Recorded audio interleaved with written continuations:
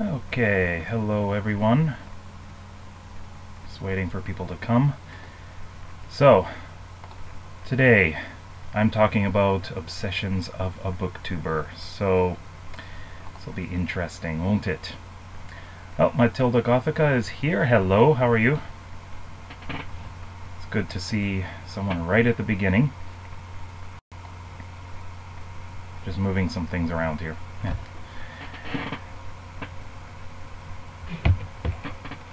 I'm forgetting something. There we go. Need my microphone here. So I'm doing fine. I guess you could hear me with my microphone sitting on the desk. Yeah, I just got inside from shoveling the driveway. It's very snowy. 30 centimeters of snow, and more is forecast for the rest of the day. I don't know how much is going to come. It's going to be a very snowy day, I think.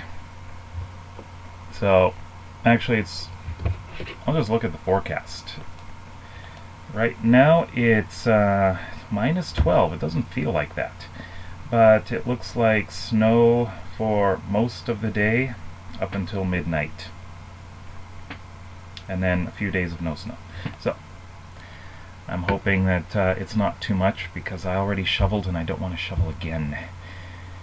It was heavy, and my fingers got cold. So today, what I am talking about, I've already mentioned this. Oh, and I'm popping up the wrong windows here. It's cold in Israel today too. How cold is it? I imagine you're not so far. Well, I know it does snow in Israel, right? Sometimes. I know recently there was snow in Algeria. I know that parts of the Middle East does get snow. I've seen on the news that it snows in Israel sometimes, but not often, does it? Because I used to live in Japan, and Japan's, well, at least Tokyo, is about the same latitude as Israel. It's actually slightly farther south, but it does snow, and last week they got 30 centimeters of snow in Tokyo, and it is incredibly chaotic. They don't get much snow there at all, but they got 30 centimeters, and traffic is just stopped, trains are stopped, and you can't really do much. But anyways, today's topic, and actually I would like any of you who is watching, it looks like right now we have 2 people watching. I know one of you has said something already. The other is quiet. But I have a whole list of things to talk about today. And got them on my phone.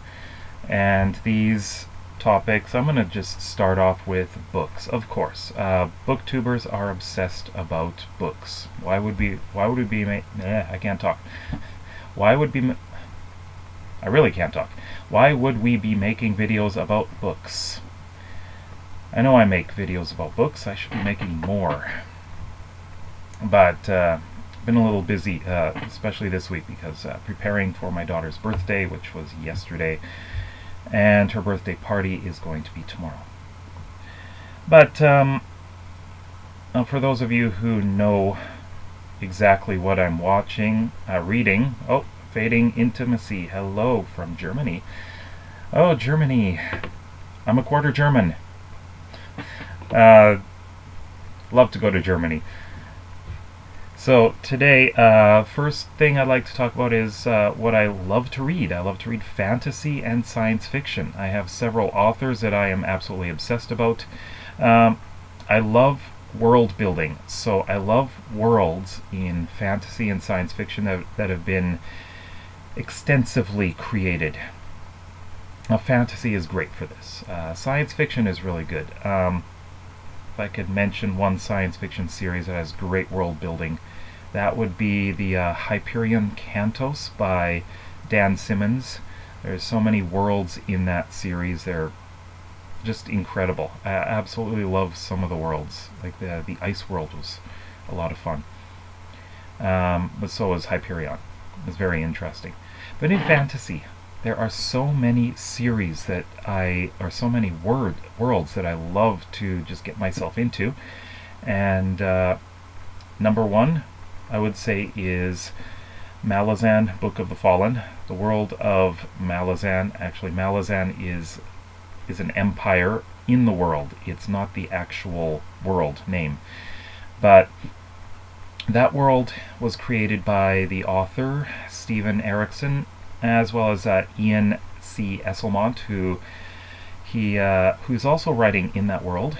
In the 1980s, they created that world for their role-playing. So they were doing RPGs, pen and paper RPGs, and they decided to start writing books based in this world. And what's great about Steven Erikson is he is an anthropologist and archaeologist, so he knows all about cultures. He's an expert on cultures. He has created all of these cultures in the Malazan world, so it is so incredibly deep. I just absolutely love the world. I've only read two? I think I've only read 2 of the books so far. Or is it 3? Geez, I can't remember now. But there are 10 books in the original series, but Steven Erikson is writing another series in the world. Ian Esselmont has written a series in the world, so there are a lot of series. And something I just said activated Siri. I did not say, "Hey Siri." Okay, you really need to stop. Siri's a little, I guess, sensitive. Did not say, "Hey Siri." There, it responded again. Can you be quiet? Oh, you don't have an email account set up yet. Just launch the Mail app. It will guide you through the setup process. Really? I did not say anything about an email account. Oh, Siri. Yeah, so the other series... Oh! Now I know why it's responding. Now I'm saying series. So, yeah, other ones... of course, Westeros by George R.R. Martin. Yeah, Jeez, I can't think now. This really tripped me up. Oh, what is it called? Something Fire and Ice. Wow. Does it really have to do that to me? But yeah, the whole Game of Thrones, that's not the name of the series. That's the name of the first book and the TV series. Westeros, the world of Westeros, is also, I think, very well done. And I love how that world is, I'd say, quite realistic. It's A Song of Fire and Ice, that's... Okay. Hi, William. Bald Book Geek. Glad to see you here, too. Song of Fire and Ice. I don't know why. Sometimes I just go blank like that. That's one of the great things about recording videos. You can edit things out. Live stream, you can't. So you get everything, you just get everything I say. So, I love that world. I've read the first 3 books. I have the 4th, and I believe I have the 5th as well. Do I? I really need to check. I haven't watched the series yet, and Siri, don't talk to me. And yeah, I really need to get back into it. I need to read it more. I love how gritty it is. It's very realistic, I would say. It kind of reflects medieval Europe, and it shows just how dark and violent everything can be. And it just doesn't... It doesn't soften anything. It's really dirty. serious, dark, whatever you like to call it.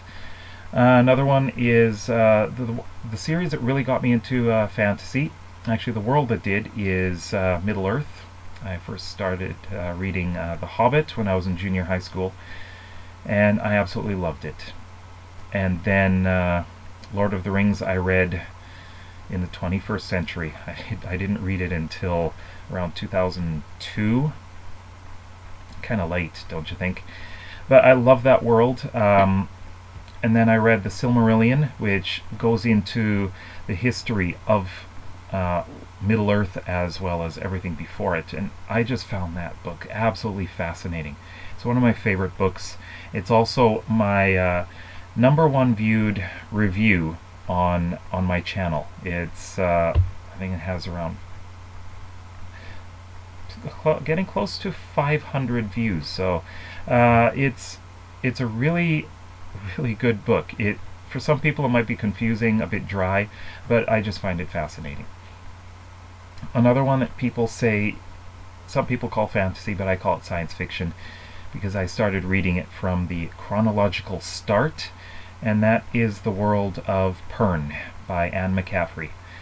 I know it's about dragons, but it is science fiction. It's based on a world that was found by an expedition.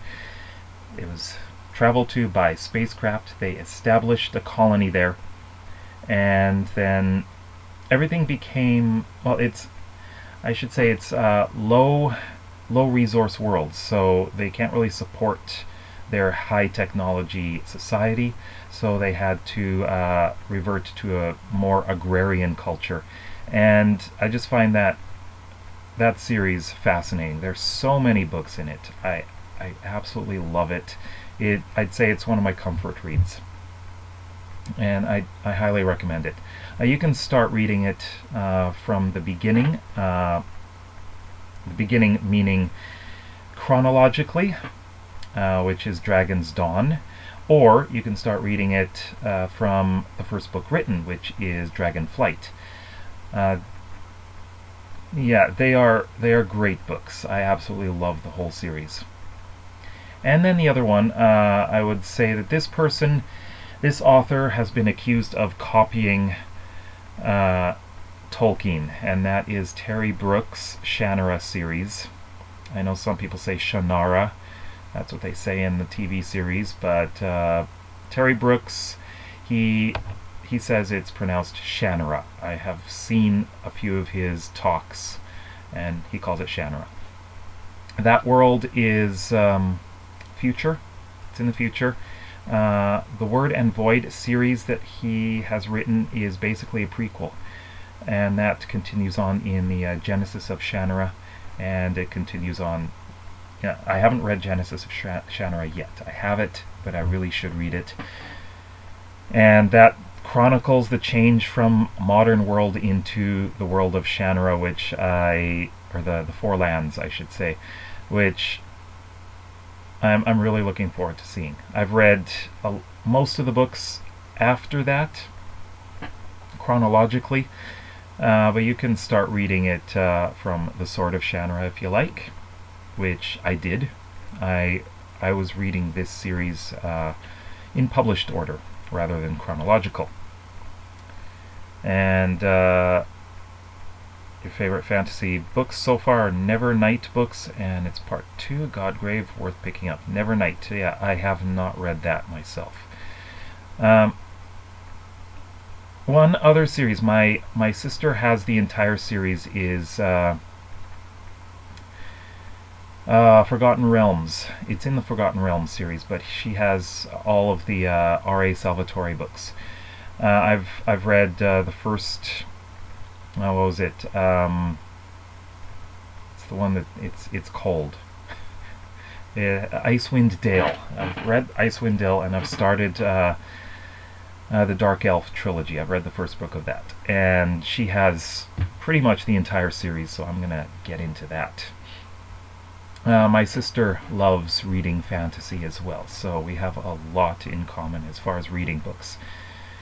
And she is a gamer. she's older than me, but she's a gamer, and she loves playing, especially role-playing RPG games. She's playing Ark right now, which she played a long time ago as well, but she's gotten back into it. That's it for series, I would say, but I mentioned that I love world building. I'm writing my own series, but it's science fiction, and I went into so much detail scientifically creating this world. It's the world of Ariadne. It is the world is orbiting the star Beta Comi Berenices. It's kind of hard to pronounce. I researched what is a star near Earth that is similar in age to our sun and potentially could have planets. And oh, Steve Partridge, hello. It's the first time I've seen you in one of my live streams. Actually, it's the first time I've seen any of you in one of my live streams, because this is only my 5th one. So yeah, I created this world. I built it up from the ground up. I started out with a map, actually, and I tried to create this world as scientifically accurately as possible. I even have a map with plate tectonics, looking at mountain chains, volcanoes, where would earthquakes be, and yeah, it's I would say it's fascinating creating a world. It's very complicated as well. I actually have a series of videos. I really should continue that series. I started it last year. You can find it on my channel. I have a playlist for it, so you can check it in my playlists. It's world building, and I really enjoy building that world. I want to create, well, I've already created the countries. I need to rename them though. I need to go through that. A lot of the names that I created were really cheesy, I think. So I'd like to create new country names more appropriately, and make it more of an organic growth instead of, hey, let's create the countries first. I want to create this world organically. I've already started writing I actually have written in this world. I did a A to Z challenge, and I wrote 26 short stories based in this world that all interconnect, and I really should, I would actually like to do a reading of them on this channel. So if you'd like to see me do a reading of these stories, then let me know. I would absolutely love to do a reading of it. And I am currently writing something called Journey to Ariadne, which starts off on the planet Mars before the colonization of this planet. So they are leaving, they're going to be leaving Mars, but at the moment they are preparing, where I am in the writing, they are preparing for the launch. There is a lot of there's going to be a bit of politics in this. Mars and the Earth do not get along with each other. Earth is has a totalitarian government at the time. It's, let's just say, it's an environmental disaster, and Mars is independent, and they just want to get out of there. They want to colonize this planet, this Earth-like planet. And yeah, I guess Matilda, you say yes. You want to hear me? Okay. I have been planning on doing this. As you can see behind me, this is my office. It's actually a storage room at the moment, because this house is going through some very minor renovations, just redoing all the floors and everything. So everything's been put in here, and eventually I'd like to get something behind me so I can block off all this stuff. Doesn't look very pretty, does it?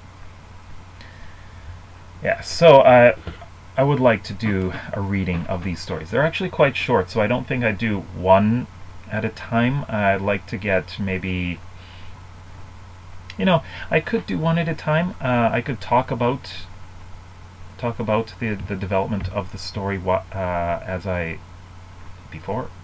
maybe after I read, if you're interested in continuing to watch that video or those videos. So maybe 26 videos. Yeah, so now I said that when I started that world, I started with a map. I've been drawing maps ever since I was a kid, and I've been obsessed with maps.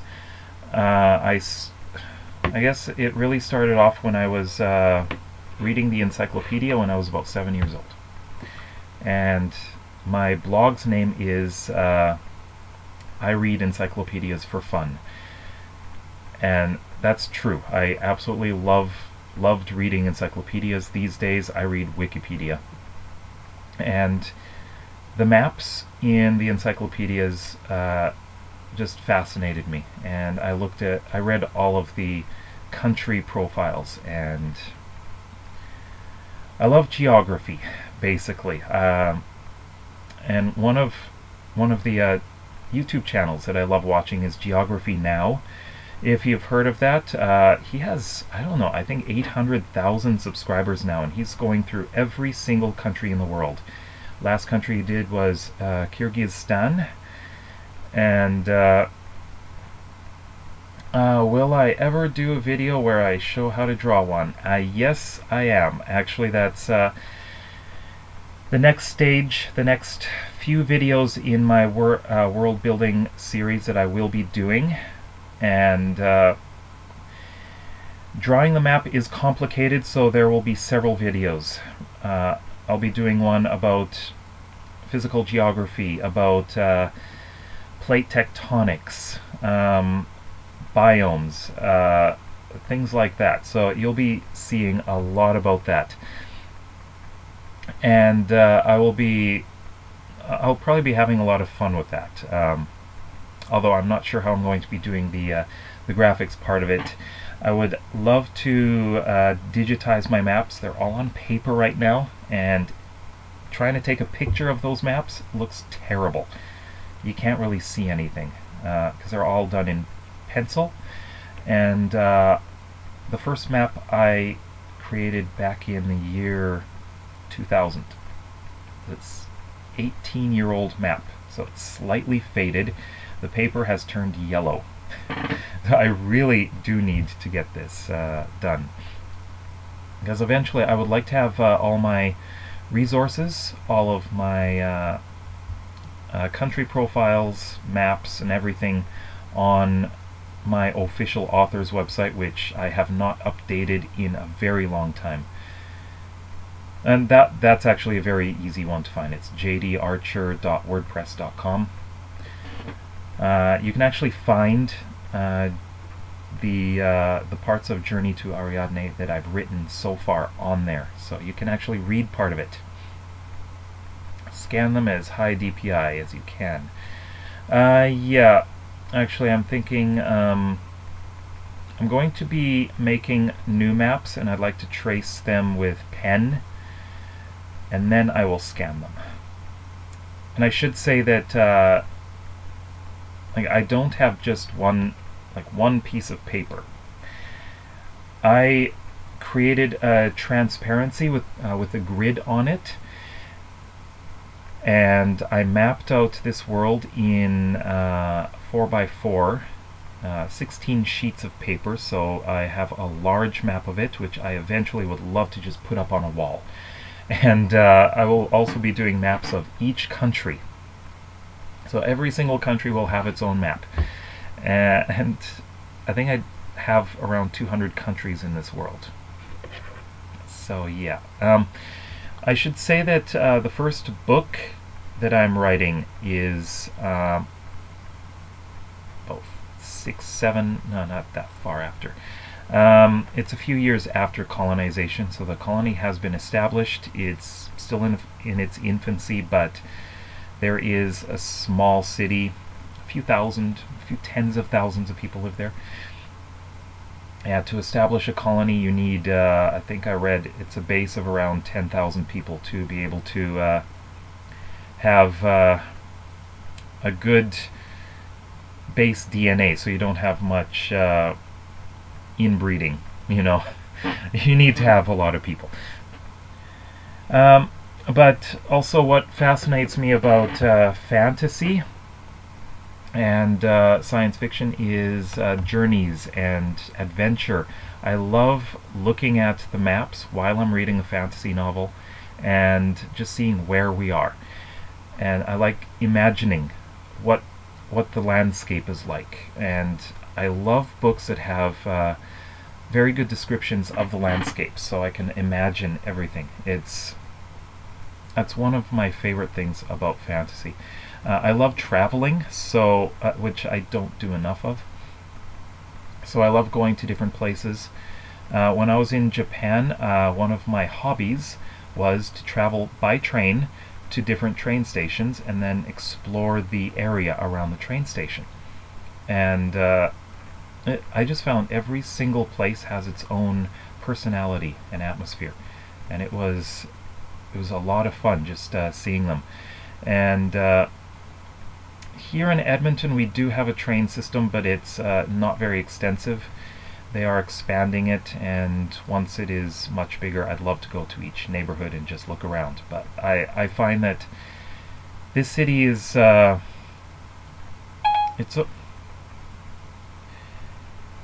really okay. Siri just said, "Hey Siri, is Seiyu," and it's talking to me again. Well, it didn't talk to me. It's quiet. Shut up, Siri. I don't know why. Well, I know why. I keep saying Series. Didn't answer me this time. Okay, I want to explore. I would love to go to all the towns around here and just see what they're like, see what they feel like. So I love feeling the atmosphere. I like going into different places, seeing the sights, eating something in each place, because every place has their own, I guess, their own popular restaurants, things like that. So I would love to go and see those places. Not just around here, but other countries as well. And the countries I would love to visit, I would like to visit all of the countries of my ancestry. So that includes England, Scotland, Ireland, Germany, and Norway. My grandfather was born in Russia, although he was German. So I would like to visit my grandfather's birthplace. My grandmother was born in North Dakota in the U.S., but she was Norwegian. I've already been there. I've already been to her birthplace, so I know what that area is like. And yeah, I'd like to just travel, not just those places. I love to go to pretty much everywhere in Europe, all over Canada, United States. I want to go back to Japan many times. My daughter was born there, my wife is from there, so I want to explore the whole country. And it's not just there. Australia, New Zealand. I'm just fascinated by New Zealand. Costa Rica, I'd love to go to. I don't know, there's just so many places. Yeah, so another thing, this is not so much about books, so we're going to be going off of books, but you can of course read books about these. My education in university was physics and astronomy, so I'm a science geek. The big thing is astronomy. I love space. I love to read and see everything related to space. It's one of my favorite things. And just need to get the chat window back. You're so quiet. Say something. Ask me anything. So actually one of the things is I have another channel about science. It's going to focus mostly on space and astronomy. although I will talk about other topics because I'm also obsessed about dinosaurs. I almost went into paleontology in university, and sometimes I wish I had, because there's so many greater opportunities for jobs, especially where I live. This area of the world is a dinosaur fossil hotbed. There are just so many, and there's an incredible museum in Drumheller here in Alberta. It's huge, and that area is known as the Badlands. It's a fascinating area, and I would have loved to have, oh, you're tweeting, okay. But I would have loved to have studied that as well. I had a choice, either study about space or study about dinosaurs, so future or past. And I guess you could say I'm a futurist, but I also like history. So I do like the future. I'm always thinking about the future, and this actually was a good time to get into astronomy because we are discovering so many planets, thousands of them so far, as well as potentially habitable planets. I think last year, a star called TRAPPIST-1, they found that there are 7 planets orbiting that star, and I think three of the planets, I'd have to look into it. I think 3 of the planets are in the Goldilocks zone, or the potentially habitable zone. So it's fascinating, and my focus in astronomy was more planetary sciences. I'm more interested in the planets, not so much the stars, but the planets, especially in our solar system and others. And I want to see space probes going to every single planet. So when Pluto was visited 2 years ago, is it 2 years ago, or is it 2.5? When Pluto was visited, I absolutely was just glued to TV or not TV, the live streams when they had it, when it was the first pictures were coming up. Matilda asks, would you have liked to have a robot dog? I like real dogs, actually. There is, I have seen robot dogs in Japan. I went to a science museum there. Actually, not a science museum. I went to this huge Sony store, and I did see Aibo, the robot dog there. And space has always been something I love. If you could see all the books on it I have, LOL, one day they will fall on me. Yep. Oh yeah, definitely. Matilda, you can ask. Robot dogs. They are becoming more advanced. I would say that. It would be interesting to be able to play with them. Definitely. I have books on space stuck in a box somewhere that I have had for years, and I don't know where they are right now. But yeah, dinosaurs as well. The reason I said that it would have been smarter for me to study paleontology is because I would have studied a lot of geology, and that has so many broad applications. Yeah. Let's see, I already talked about geography, fascinated with that. Geology, planetary science. Geology, yeah, I took some geology in university. And robot dogs would be good in a horror movie? It probably could be, definitely. But, I have a channel about science. You can just search for it. It's called Science, Not Just a Theory. I should say that I get very annoyed by a lot of the anti-science stuff that's going on. I have a very scientific mind. I'm very analytical. I always think about things analytically. Everything I look at, I'm always thinking something scientific about it. So I like scientific accuracy in my science fiction. So hard sci-fi I absolutely love. Soft sci-fi is more fantasy, like, Star Wars.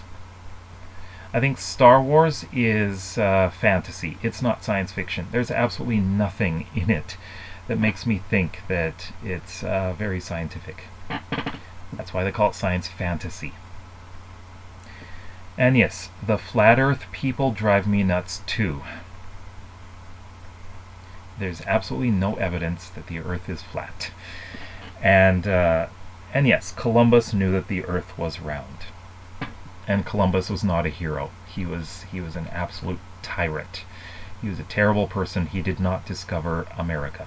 He discovered Hispaniola, which now has Haiti and Dominican Republic. The first Europeans that reached North America were the Vikings, 1,000 years ago. Yeah, I don't know why flat earth people think the world is flat. I can't think like them at all. They ignore evidence. They just completely ignore evidence. They look at, they focus on just the little things, and it's the same thing with moon landing hoaxers. Yeah, you feel that way over Star Wars too. Someone telling you that the Earth was flat. Yeah, no one's done that with me yet. I actually had I guess a science what's the word? Science YouTube channel several years ago, long time ago.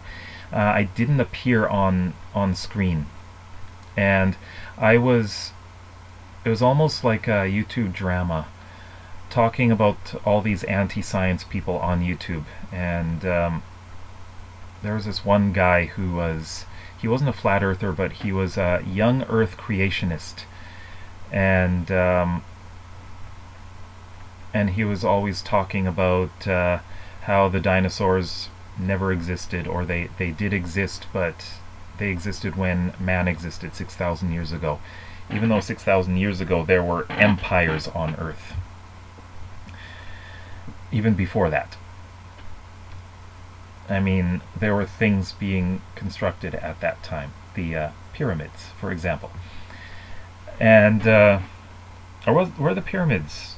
Something was being constructed. What does what mean? Sorry, actually the video is probably delayed about 30 seconds, so you have to be specific when you ask me questions.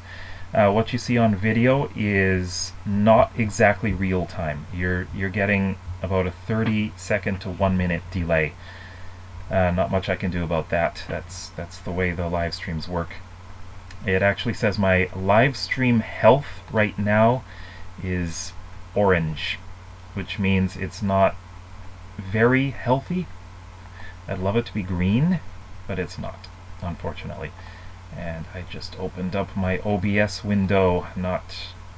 Okay, there we go. What I called him, a young Earth creationist. A young Earth creationist is someone who believes that the world is 6,000 years old. And if anyone watching is a young Earth creationist, I don't mean any kind of offense. I am. I guess you could say I am not religious. I don't believe in any religion. So I respect the religions. Actually, I find the religions fascinating. That is one of the things I love about world building. So it's just very interesting to me. Anti-science movement is something I don't get at all. Yeah. It's like watching the stupid lead the blind. Yeah, I don't want to get very controversial in this video, so I'm just going to leave the anti-science thing at that. But let's actually move on. I'm going to be talking a bit about my other obsessions, and this is kind of related. We were talking about Star Wars. I like Star Wars. I'm not a huge Star Wars fan, though. I'm not obsessed about it. But what I am obsessed about is Star Trek. Although I have not watched the last 2 Star Trek Discovery episodes because my sister and I watch it together and she was away. So we're going to watch it together this weekend. And the next one, which will be on Sunday as well. And by the way, Canada, I believe, is the only country in the world that is actually getting Star Trek Discovery on TV. Everyone else gets it on Netflix or... in the US, they get it on CBS All Access. You gotta have a subscription to those. But here in Canada, we get it on Space Channel, which is not part of basic cable, but it's one of the basic channels. I love the first 3 Star Wars movies. Yes, the originals are, I think, the best. I really like them. They're a bit cheesy, but I really enjoy watching them. The early days of Luke Skywalker.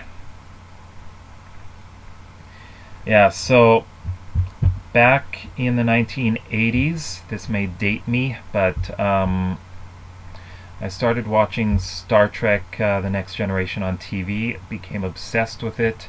I had seen Star Trek the original series in reruns in the 80s as well. But I didn't really start loving it then, not until I started watching The Next Generation. Then I started watching the original series and fell in love with it. Like I find it's just a lot of fun. Again, it's very cheesy, but it's great fun. Next Generation I thought was the best Star Trek series. Deep Space Nine was the one that started doing story arcs or actually serializing. So Deep Space Nine was, I'd say, it's the dark Star Trek. It's very serious at times, and I think it's a very solid, very good series. Star Trek Voyager, that's where the adventure comes back. I enjoyed it. It's not my favorite. It's probably my least favorite Star Trek series, but I did enjoy it. Then Enterprise, Star Trek Enterprise came, and I was looking forward to that one so much because the captain's last name is Archer. That's my last name. So I'm thinking,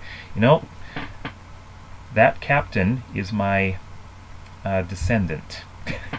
Of course, he's not, but just the time period that it was set in, before the Federation was created, and it was originally supposed to go seven seasons. It only went 4 seasons. Now the 7th season would have gone up to, I guess, just as the Romulan Wars started. So I wish it would have gone 7 seasons, so we would have gotten that instead of that awful ending, the awful last episode, which was basically just a holodeck program that Riker and Troy were doing. 2009 movie. Yeah, the J.J. Abrams movies. I'm not so fond of them. They're fun, but I don't like the alternate universe one. They change so much. I really do not like that. You love Star Trek Voyager. That's what got you into it. Star Trek Enterprise, the ending was so rushed. Yes, it was. They were just trying to get it finished because they canceled the series. Just the worst series ending, except for the original series last episode was also awful. That was terrible. And it was so misogynistic. I'll eventually have a review of that. Oh, and by the way, I do have Star Trek episode reviews. Currently, the original series as well as the first 3 episodes of Discovery on my channel, but I am thinking about moving those to a new channel. I'll leave them on this channel, but I'd like to redo the intros for them and put them on its own Star Trek channel, because I think that those videos don't get very many views because this is Booktube, right? So I'd like to have them on their own channel and let that channel grow by itself. So let me know if you're interested in having that on its own channel. Like, I would like to review all 700, I think 700 plus episodes and movies. This includes the animated series, which I actually have not watched. How do I keep up with so many channels? It's not easy. Booktube is the one I do most of the time. I try to get about 3 videos a week. I'm going to do 1 live stream a week. Probably Fridays, but it might change. I'll announce them. Science channel. That is the channel where the videos take a lot of time to produce, because I have a lot of overlays I have to do. I won't be appearing on screen so much because it'll mostly be images of what I'm talking about. It's mostly voiceover, and that one I'll just be doing 1 video per week. Let's see, I have a family vlog channel, which are actually very easy to do. I just film what's going on during the day and then edit the clips together. I really don't do much other than that, and then upload them. It doesn't take me long to do it. Even the thumbnails are quick and easy. It's just a picture I've taken, put a little sidebar with the name of the channel and a little bit of text to make it interesting. And that's it. Very easy. Star Trek channel, I would try to do the videos as often as I can. It really depends. Depends on how much time I have to watch the episode and review it. Everything is available on Netflix. Absolutely every episode of Star Trek except for Discovery here in Canada is on Netflix, so I can watch all of it. Unfortunately, the movies are not. But I do have the first 8 movies. I love the movies. I love the original series movies. They're just so much fun. Especially Star Trek 4. That's a lot of fun. I really enjoy that. Yeah, Enterprise, like I said, I like. Star Trek Discovery has been so polarizing. Have I read Dune? I did not talk about that, but yes, I have read the first book, and I find the world building in that is incredible. I need to read more of the series. I have a lot of the books, but I've only read the first one, and I loved it. I'd say that is probably one of the masterpieces of science fiction. Just great. And yeah, that reminds me, I didn't actually talk about any of Brandon Sanders' books because I haven't read them yet. And his worlds may end up being some of my favorites from what I've heard. You've heard about Dune before. Yeah, it's great. It was written back in the 1960s, but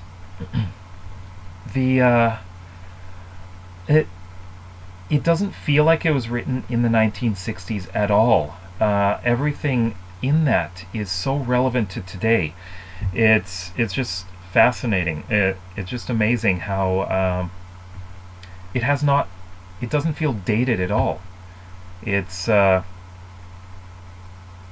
been able over time. It's held up. It was written 50 years ago, and it's just so incredibly relevant to today. So definitely read it. And yeah, big space epic. Hard to put into words. It is. I believe I rated it 5 out of 5 stars. Just amazing. Let's see. Another thing. I'll just briefly mention this. I like sports. I don't participate in sports very much. It was my daughter's birthday yesterday. One of her birthday presents is skates, ice skates. So I'm going to be taking her skating on Saturday for the first time. And I used to play hockey. Other parts of the world might call it ice hockey. And I'm obsessed about the local NHL team, a professional team, the Edmonton Oilers. But I won't talk about that very much here, because I know a lot of you probably are not big hockey fans, and I know in Israel it's not big. I know Germany has its own professional league. The UK, there's a league. I know there's a league there. I've heard about it, but I know it's not a big sport there, is it? But the last thing I want to talk about before, if you have anything you'd like to mention, what are your obsessions? Think about that. What are you obsessed about? So let me know. The last thing I want to talk about, this was introduced to me by my daughter. I should say I do like gaming. I have played RPGs in the past, way back in the early 1990s. I played an RPG called Defenders of Oasis on Sega Game Gear. That's old. So old. But I really never did get much of a chance. I have started playing Star Trek Online. My computer can actually handle it, which is great, but I haven't gotten very far with it. I just keep getting distracted by YouTube, and I would love to get into playing the game.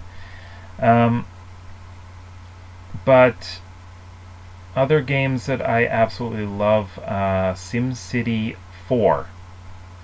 I love, again, it's all about world building. You're creating cities, and it keeps crashing on my game, unfortunately.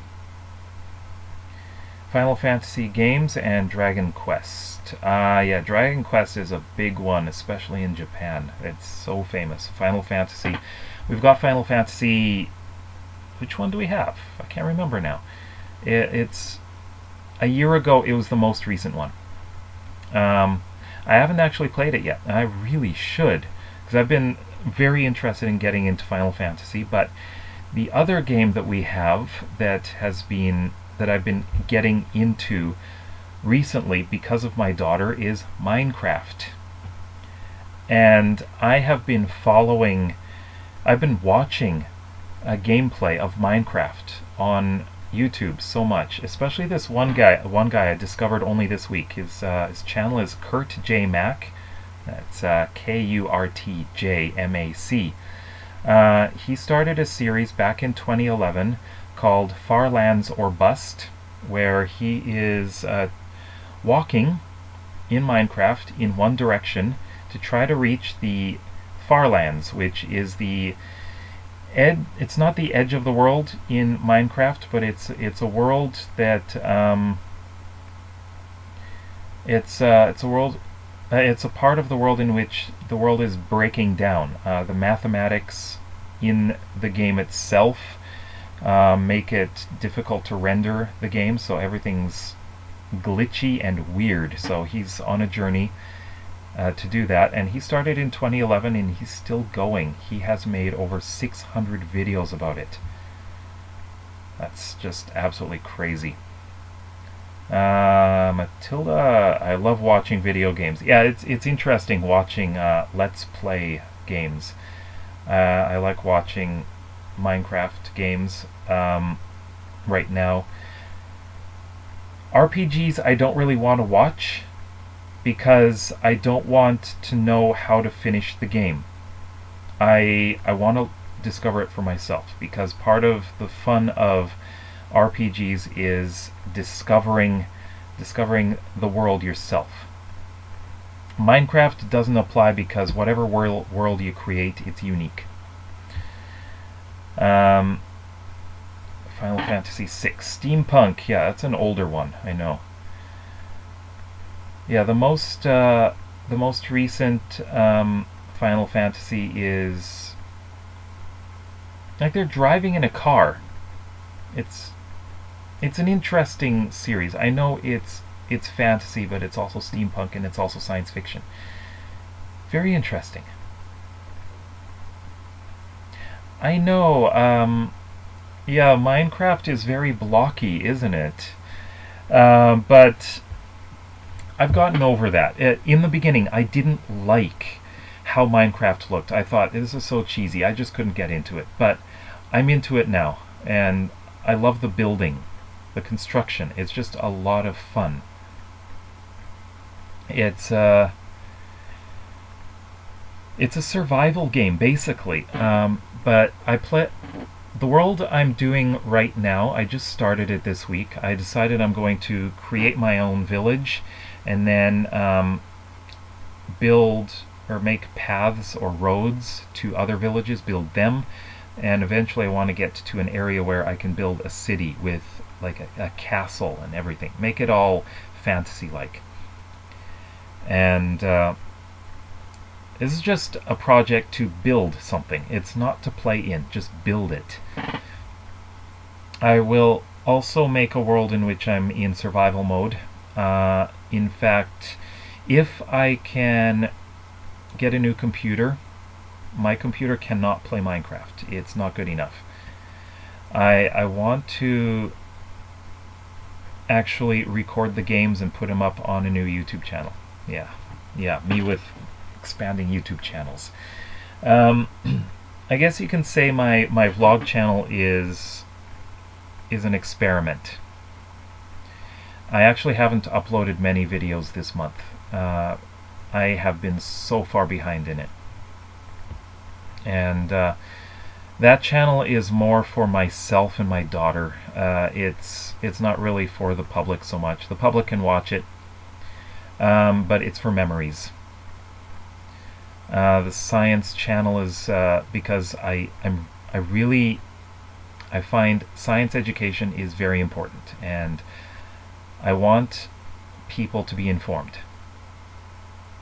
And Star Trek, well, Star Trek is not my oldest obsession. My oldest obsession is maps and geography, but Star Trek is probably my biggest fandom obsession, and I can't get enough of it. I would love to read some of the books, actually. And yeah, a Minecraft channel would be a lot of fun, and doing commentary while playing. In fact, the program I'm using to do my live streams, OBS, it can be used to do gameplay as well as putting my face on there. So I need to figure out how to use OBS a lot. Yes, there are books. There are a lot of Star Trek books. They are officially, I guess you could say, approved by who owns Star Trek now? CBS? Yeah, I believe CBS now owns all of Star Trek, because CBS bought Paramount. Did they combine? I think. Yeah, so now the movies and the TV series are owned by the same company now, so they can do whatever they like with all of them. Books set after Star Trek Enterprise are very fun. So yeah, I would guess that there'd be a lot of books based on the Romulan Wars, the creation of the Federation. I think that would be very interesting to read. Also, Section 31 has its own series. The Starfleet Corps of Engineers has its own series. The Corps of Engineers never appeared in any of the TV series, as far as I know. Section 31's been in many of the series. Section 31 hasn't appeared in Star Trek Discovery yet, but there are a lot of theories that Star Trek Discovery, the Discovery, is actually Section 31. That there are Section 31 people on the ship. So, it's kind of interesting. And if you don't know what Section 31 is, it's basically like the spy agency, not quite, but kinda. Yeah, help fix that bad ending. Yeah. But I did not share my opinion of Star Trek Discovery, did I? I love it, actually. I find the storytelling to be very, very good. The acting is very good. It's a very updated Star Trek. Even though it takes place only 10 years before the original Star Trek, I do have some things I don't like about it. I find that I don't like that the ships are so big. The original Enterprise was the flagship of the Federation in the original Star Trek, and it's supposed to be like the most powerful, most like the class, the Constitution class, supposed to be the image of Starfleet, but they've got so many other ships that are bigger now. I'm not sure about that. Yeah, I'm hoping that as the seasons go on, there is going to be a second season. I hope that they start moving towards what Star Trek original series was like uniforms start changing. The color schemes in the ships, right now they're very blue. I'd like them to turn more towards reds and oranges and yellows, which was in the original Star Trek. The good that men do. Okay, I'll try to keep my. Let me just put this down in my notes here. The good that men do. Okay.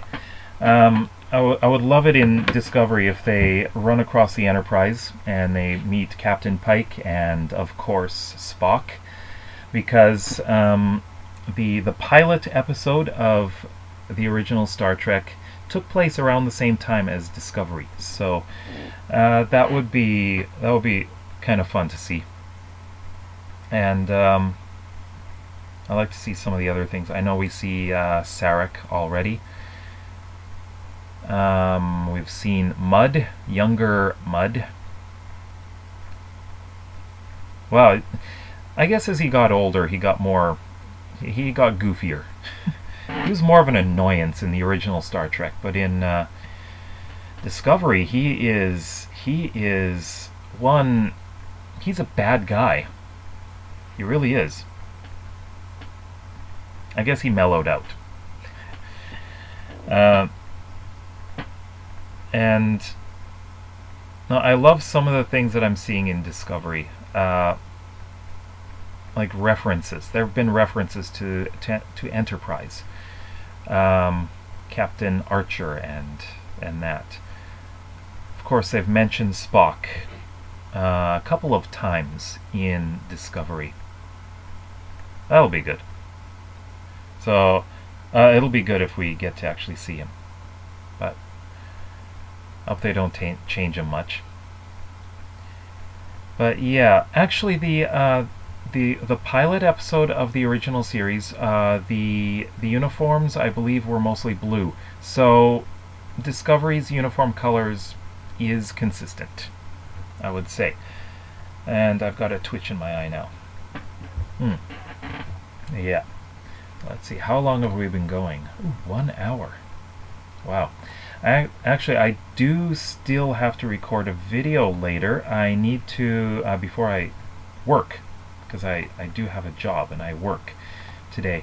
And I would like to record a video about, what is it, Small YouTuber Sunday. So I'm going to be doing some shout-outs to some, Small Booktuber Sunday. So I'll be doing some shout-outs to some smaller than 1,000 subscriber channels, and that Twitch does not stop. Yes, I do think so. Yeah, we will see things change in Star Trek Discovery. They have mentioned that they do plan on explaining things, especially the appearance of the Klingons. And yeah, it'll be interesting to see how things do change. God, my eye just doesn't stop twitching. So I will be doing the small Booktuber shout-out video, the Sunday Booktuber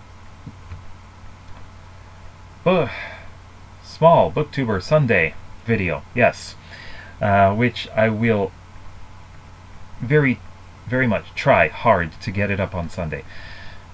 I also have I also need to do Author's Answer. I would also like to do some more research on my Read the World series, which combines my interest of travel, geography, and books all into one, because I'm trying to research books written by Armenian authors who are from Armenia, but there aren't very many. It's so difficult to find them. But I think that would be a fairly well watched video. I guess you could say one of the videos that I did, Afghanistan and Algeria, as well as Albania, books from those countries. Those videos have done very well on my channel, and that series I think would be very successful. So I would love to see that. I'd love to continue that.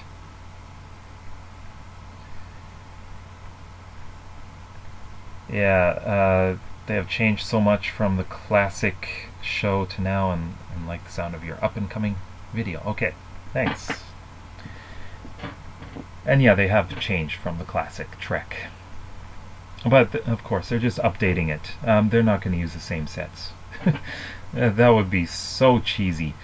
Computers in that time do not have great big buttons and make weird ticking sounds and print out paper. No.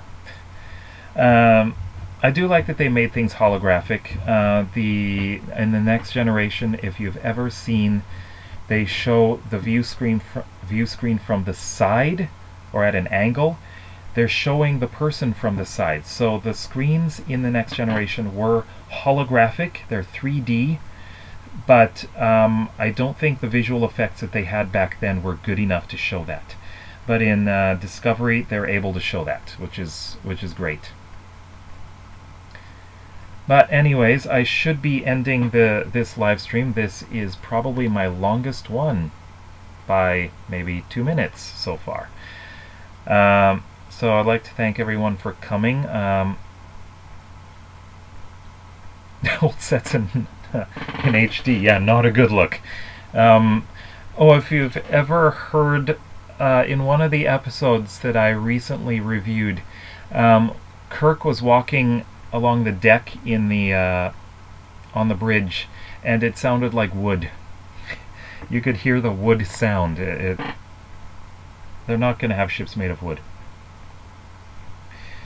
But yeah, anyways, I'm going to end this live stream here. I'm not sure when this will go up live, so up on my channel, viewable. If you've missed anything, you can go back and watch anything you can, and definitely leave comments. And for those of you who have not subscribed to me, you know, there's 4 of you watching. Okay, there were 5 earlier, but definitely subscribe. I'm currently at 683 subscribers. I would love to get up to 700 sometime next week. This, of course, the recent stuff that's been happening with YouTube Partner Program, I'll be kicked out of it soon. I doubt that I'll get to 1,000 subscribers by February 20th, and I definitely won't have the required 4,000 hours. But this is one of the reasons I'm doing live streams. They're great for watch time, and doing all these series, especially the Read the World,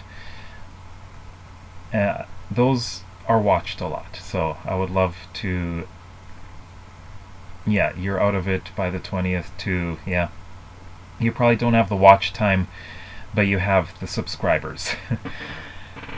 But definitely try live streams. I should mention that one of the things that I'm hoping to do is live streams with other booktubers, probably using Google Hangouts on air, not OBS. This is like a one single person thing. But I've spoken with a few people, and some that have said yes, they would like to include Ben Sanders and Molly DeMontagne. I absolutely love Molly DeMontagne's channel. She is so great on video. Who else? JD Estrada. There are some that I've forgotten, and yeah, I'm gonna be asking a lot of people. It's like, do you want to do live streams with me? It'll be on my channel, but of course you would also get exposure on your channel. So eventually, what we could exchange. I would host one live stream, you could host one live stream. So that would be great. So anyways, any further questions, any other comments, you can leave them in the comments after the live stream is up and available to be watched, so I can easily answer those. So thanks for watching, and I hope to have another one next Friday. I got to figure out a topic. So see you next time.